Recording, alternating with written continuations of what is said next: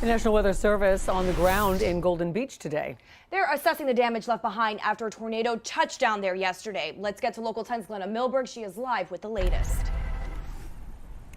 That's how they measure those kind of things, the aftermath. Unlike a hurricane where you fly right into it, no, the Weather Service measures the waterspouts and tornadoes like the one that came in here yesterday by the damage it caused. And this one was kind of a weak one, but boy, what a spectacle.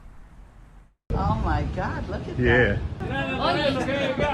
Hopefully it stays only in the water. Mostly it was a spectacle, but for the National Weather Service, serious science. Things out in the water that are kind of channel the winds into a little bit of a circulation. They get some spin connected to a cloud base, and if those conditions are favorable, the waterspout can persist for a while.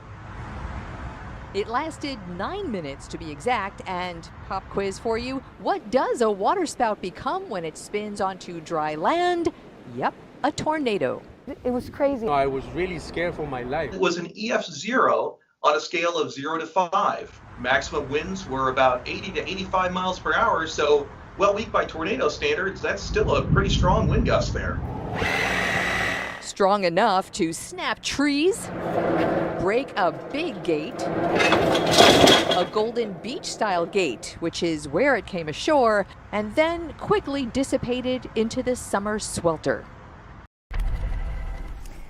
So you've probably been watching videos from all angles because of the social media. Because Golden Beach, you can see from all of the balconies and the condos in Aventura. There is so much video of this, but there is one that really stood out to us because of the play-by-play on it. And you will see that, and more important, hear it when we see you at 6 o'clock here. I'm Glenna Milberg, live in Golden Beach today, Local 10 News.